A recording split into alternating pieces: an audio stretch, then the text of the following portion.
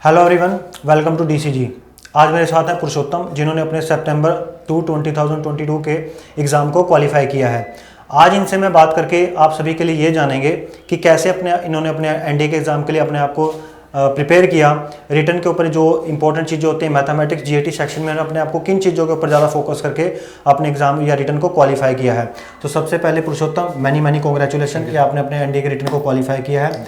तो सबसे पहले तो मेरे को थोड़ा सा अपने बारे में बताइए कि आप कहाँ से बिलोंग करते हैं। सर मैं रोहतक हरियाणा से बिलोंग करता हूँ। आपकी फैमिली में कौन कौन है। सर मेरी फैमिली में मेरे पापा हैं, मेरी बहन है और मेरी मम्मी है। ठीक है। सबसे इंपॉर्टेंट पॉइंट, जब एनडीए का रिजल्ट आया तो आपने अपने आप को कैसे उस चीज़ में देखा कि भाई मेरा एनडीए का रिजल्ट को मैंने क्वालिफाई कर लिया है। सर मैंने नहीं देखा था, एक्चुअली मेरी फैमिली ने देखा था सर कि मेरा रिजल्ट आ चुका और मैंने क्वालिफाई कर लिया सर। ओके। सर जब रिजल्ट आया मेरी फैमिली ने मेरे पास कॉल किया कि तेरा रिजल्ट आ गया, तो उन्होंने मेरे पास पीडीएफ भेजी रिजल्ट वाली।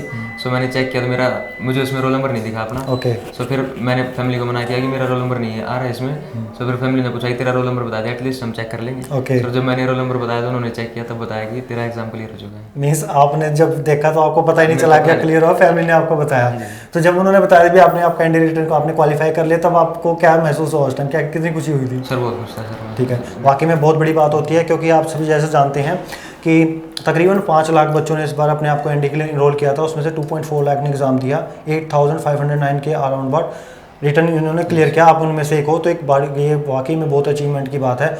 और देखा जाए तो एनडीए का जो लेवल है वो भी काफ़ी अच्छा रहता है। ठीक है। तो पुरुषोत्तम, सबसे इंपॉर्टेंट चीज़ ये आती है कि आप जैसे देखते हैं या अगर देखते हैं कि जो 10th का या +2 का जो बेस होता है बच्चों का, वो सबसे इंपॉर्टेंट सेक्शन होते हैं उनके कैरियर के लिए। और उसमें से जो मैक्सिमम बच्चे होते हैं वो अपने आप को आईआईटी के लिए या नीट या डॉक्टर के एग्जाम्स के लिए अपने आप को प्रिपेयर करते हैं। तो आपने एनडीए डिफेंस सेक्टर को क्यों चुना है। सर मेरी फैमिली में 2 पर्सन आर्मी से बिलोंग करते हैं सर। मेरे चाचा जी और मेरे बड़े भाई सर। ठीक है। सो उनको ही देख के मुझे मोटिवेशन आई कि मुझे भी आर्मी में जाना चाहिए, क्योंकि रिस्पेक्ट आर्मी वालों की बहुत अच्छी होती है और वो अच्छे सोसाइटी में कंबाइन करके रहते हैं। बिल्कुल आपने सही बात करी। तो क्योंकि जो हमारा एनडी है most of one of the respective जो आती है हमारी। और दूसरा सबसे क्या चीज़ है कि जो वो फील उस वर्दी में आती है और उसको देख के जो रिस्पेक्ट होती है वो किसी और चीज़ में नहीं मिल पाती। ठीक है। और एक और बात सर कि आर्मी बहुत अच्छा वे अपनी कंट्री को सर्व करने का सर। दैट्स वाई ये जो जज्बा होता है ये बहुत कम लोगों इंसानों के अंदर होता है। तो ये तो आपने यहाँ पर उनको देख के अपने अंदर आपने डिसाइड किया कि आपको एनडी में जाना है। तो आपने अपनी एनडी की प्रिपरेशन कब स्टार्ट की थी। सर मैंने जून 2022 से अपनी प्रिपरेशन स्टार्ट करी थी सर। ओके। मैंने डीसीजी ज्वाइन किया सर, और डीसीजी के टीचर्स ने मुझे बहुत हेल्प किया। ठीक है। सारे मेरे डाउट सोल्व किए। ओके। मुझे अच्छा स्टडी मटेरियल प्रोवाइड किया, डेली बेसिस पर क्लास लगती थी। ओके। और अगर मैं आपसे पूछूं, ये आपने अपना फर्स्ट अटैम्प्ट दिया था, इससे पहले भी आपने ट्राई किए हैं। सर मैं इससे पहले 2 अटैम्प्ट दे चुका हूँ सर। ओके। तो वो भी आपने मतलब किसी कहीं से स्टडी करके दिए थे, सेल्फ स्टडी करके दिए सर थे। मैंने सेल्फ स्टडी करके दिए थे सर। ठीक है। मैंने कोई कहीं से कोचिंग नहीं ली थी। मीन्स अगर मतलब आपने पहले 2 अटैम्प्ट सेल्फ स्टडी के बेस पे दिए, वो कब दिए थे आपने। सर मैंने नवंबर 2021 और अप्रैल 2022 दिया। ठीक है। ठीक है। और इस बार आपने प्रॉपर एक गाइडेंस के थ्रू आपने दिया। तो अगर मैं आपसे एक बेसिक चीज़ पूछूं कि जब आपने सेल्फ स्टडी की और अब जब आप एक प्रॉपर गाइडेंस के थ्रू आपने एक एग्जाम को दिया, क्या बेसिक डिफरेंस नज़र आता है दोनों चीज़ों के अंदर। सर प्रॉपर गाइडेंस में सर आपको टाइम मैनेजमेंट, एक्यूरेसी और क्वेश्चंस ट्रिक्स के बारे में पता लगता है सर कि आपको कैसे क्वेश्चन को सोल्व करना है सर। एक ही क्वेश्चन को सर 5 मिनट में सोल्व कर सकते हैं सर। एक क्वेश्चन को हम 1 मिनट में, उसी क्वेश्चन को 1 मिनट में सोल्व कर सकते हैं सर। सो वही कोचिंग इंस्टीट्यूट ने मुझे बहुत अच्छा हेल्प किया और मैंने उस पर वर्क किया। ठीक है। मीन्स आपका कहने का मतलब है कि आपको यहाँ पर एक proper time management, effective management, क्या ट्रिक्स होते हैं, ये आपको सीखने को मिली है। ठीक है। और जो आपके जैसे अगर हम एनडी की बात करें, 2 सेक्शन होते हैं, मैथमेटिक्स और जीएटी का सेक्शन, आपको कौन सा ज़्यादा थोड़ा टफ नज़र आ रहा है इस बार। सर मैथ्स थोड़ा टफ था सर। ठीक है। जीएटी फिर भी 10th 11th के बेस का ही था sir. GAT sir but maths थोड़ा अप्रैल के लेवल के। ठीक है। थोड़ा ठीक है। तो अगर हम सबसे पहले मैथमेटिक्स की बात करें, तो जैसे आपने बताया कि थोड़ा सा आपको मैथ में डाउट प्रॉब्लम रहती है, तो आपने उस चीज़ को कैसे अपने आप को इम्प्रूव किया उन चीज़ों के लिए। सर मैंने प्रैक्टिस की सर, क्वेश्चन बहुत ज़्यादा प्रैक्टिस की। 2-3 बुक से प्रैक्टिस करी सर मैंने क्वेश्चन की सर। ठीक है। और सर जो टीचर्स ने बताया सर बस उसके मुताबिक चला सर। ठीक है। तो यहाँ डीसीजी में आपको आपके मैथमेटिक्स के लिए आपको कैसे हेल्प आउट मिली, जो टीचर्स ने आपको कैसे हेल्प आउट की। सर टीचर्स ने सोल्व करा दिया सर क्वेश्चन। सर टीचर्स ने अपना व्हाट्सअप नंबर दे रखा था सर। सर कि कोई भी डाउट हो तो मेरे पास भेज दो सर। मेरे को जो डाउट आता मैं भेजता सर उसका सोल्यूशन भेज देते थे सर। तो मीन्स कहने का मतलब है कि टीचर्स आपके लिए अवेलेबल थे हर टाइम जब भी आपको कोई दिक्कत होती। ठीक है। अगर जैसे हम जीएटी की अगर बात करें, तो जीएटी में अपने आपको कैसे आपने प्रिपेयर किया। सर जीएटी में मैंने सिर्फ डीसीजी का स्टडी मटेरियल ही पढ़ा सर बस। मीन्स आपका कहने का मतलब है कि डीसीजी के स्टडी मटेरियल से आपको बहुत सारी चीज़ें मिल गई वहाँ पर एग्जाम के अंदर। जीएटी से जीएटी का काफ़ी अच्छा मटेरियल है सर जीएटी के लिए। Very good. तो ये भी हमें हमारे लिए भी काफ़ी अच्छी अप्रिसिएशन होता है कि जो हमारे टीचर्स ने एक इतना अच्छा स्टडी मटेरियल तैयार किया है डीसीजी के अंदर कि जहाँ पर स्टूडेंट को maximum number of question GAT section के हमें मिल जाते हैं, क्योंकि जीएटी के अंदर आपका फिजिक्स, केमिस्ट्री, आपकी हिस्ट्री, पॉलिटी आती है इस टाइप के, ठीक है। और एक क्वेश्चन हमेशा मैंने सुनने में आता है कि हिस्ट्री थोड़ी हमेशा घुमा के पूछी जाती है, हिस्ट्री क्वेश्चन थोड़े घुमा के पूछे जाते हैं, क्या वाकई में ऐसा फैक्ट होता है वहाँ पर? जी सर, थोड़े से घुमा के पूछे जाते, थोड़े से डीप क्वेश्चन होते हैं हिस्ट्री के सर। तो उसके लिए कैसे प्रिपेयर करें फिर? उसके लिए सर आपने बेसिक बस याद करते जाओ सर, हिस्ट्री को थोड़ा ज़्यादा टाइम दे दो, ज़्यादा स्टडी कर लो, तो एक दो बुक से और ज़्यादा स्टडी कर लो हिस्ट्री को, ठीक है। बस, और याद रखो हर एक चीज़ को जो आपने पढ़ा है। बाकी जो आपने बताया कि स्टडी मटेरियल से हमें सारी चीज़ें मिल गई, उससे तो काफ़ी अच्छा आपका ठीक रहा, ठीक है। सो पुरुषोत्तम, जैसे अब आप वन स्टेप क्लोजर आ चुके हो अपनी ड्रीम यूनिफॉर्म का डालने के लिए, ठीक है, क्योंकि अब आपका एक ही स्टेप रहता है एसएसबी, तो आप अपनी एसएसबी के लिए अपने आप को कैसे प्रिपेयर कर रहे हो? सर मैं एसएसबी के लिए अपने पर्सनल डेवलपमेंट में ज़्यादा फोकस कर रहा हूँ सर। ओके। अपनी स्ट्रेंथनेस, वीकनेस सभी इस पे फोकस कर रहा हूँ, स्पोकन इंग्लिश पे फोकस कर रहा हूँ सर। ठीक है। और मीन्स आपका कहने का मतलब ये है, क्योंकि सबसे देखा जाए तो एसएसबी के अंदर भी बच्चों से उसकी जो एक इनर वैल्यूज़ होती हैं वही देखी जाती है, और आप अपनी इनर वैल्यूज़ के ऊपर काम कर रहे हो, ठीक है।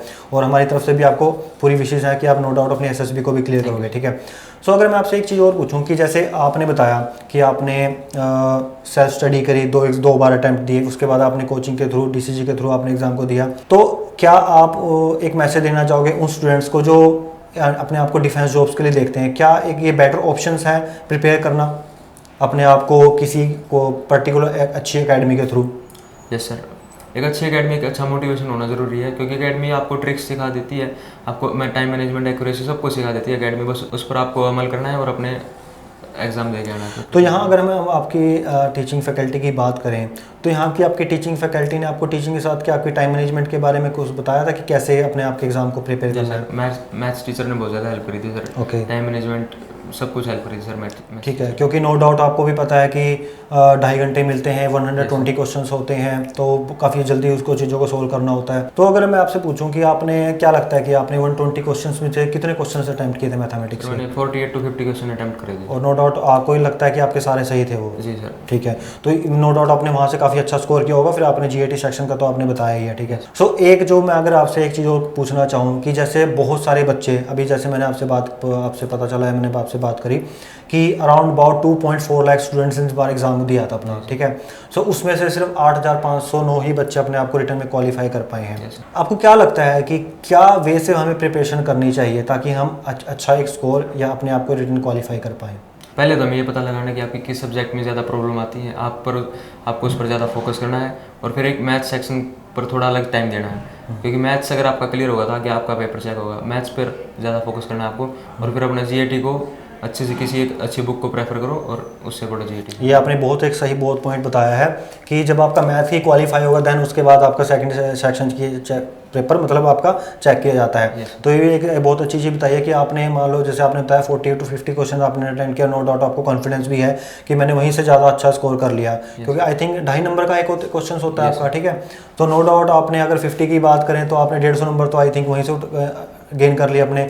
उसके बाद जीएटी सेक्शन में भी अगर आपके वो भी आपका आई थिंक 600 मार्क्स का होता है, ठीक है ना, तो 900 मार्क्स का आपको टोटल, तो 600 में से नो डाउट आपको क्या लगता है कि आपने वहाँ कितना स्कोर किया होगा जीएटी सेक्शन में? 340 350 स्कोर कर लिया। तो ये काफ़ी अच्छा स्कोर है, तो टोटल मान के चले आपको 400 प्लस आपने नो डाउट अपने क्वालिफाई आपने रिटर्न किया होगा, जो आपको कहीं ना कहीं मेरिट में भी आपको जो हेल्प आउट करेगा जब आप अपने एसएसबी को भी क्वालिफाई करोगे, तो हमें पूरी उम्मीद है कि आप उसको क्वालिफाई करोगे। सो लास्ट में अगर आपसे एक चीज़ पूछूं कि डीसीजी के स्टाफ को आप क्या कहना चाहोगे? सर डीसीजी स्टाफ को सिर्फ मैं थैंक यू कहना चाहूँगा मुझे मोटिवेट करने के लिए और मेरी हेल्प करने के लिए। Thank you to the staff of DCG. ठीक है। सो फ्रेंड्स, देखा आपने कि पुरुषोत्तम ने आज अपना कीमती समय निकाल कर हमें कुछ बहुत इंपॉर्टेंट चीज़ों के बारे में बताया है कि जैसे इन्होंने 2 अटैम्प्ट पहले सेल्फ स्टडी पे दिए, दैन उसके बाद इन्होंने डीसीजी के थ्रू प्रॉपर कोचिंग के थ्रू अपने यहाँ पर अपने आप को क्वालिफाई किया एग्जाम के लिए, और कितनी इनको हेल्प आउट मिली। जैसे इनका मैथ सेक्शन थोड़ा वीक था, कहाँ इन्होंने अपने आप को इंप्रूवमेंट किया, टीचर्स ने इनको टिप्स बताए, ट्रिक्स बताए, टाइम मैनेजमेंट बताई अपने क्वेश्चंस को सोल्व करने के लिए, और सबसे इंपॉर्टेंट कि जो एक स्टडी मटेरियल है यहाँ पर उन्होंने कैसे इनको हेल्प आउट किया, और अपनी एसएसबी के लिए अपने आप को ये कैसे प्रिपेयर कर रहे हैं, और जो अपकमिंग स्टूडेंट्स हैं जो 2023 के लिए अपने आप को प्रिपेयर कर रहे हैं, उन बच्चों को किन चीज़ों के ऊपर फोकस करना चाहिए, ये भी आज नो डाउट कहीं ना कहीं उनको हेल्प आउट मिली होगी। So Purushottam many congratulation again from the behalf of DC defence academy की आपने अपने एनडी रिटर्न को क्वालिफाई किया, और हमारी विशेष पूरी है आपकी हमारी तरफ से कि आप अपनी एसएसबी को भी जरूर क्वालिफाई करोगे। So thank you very much for your precious time. Thank you very much.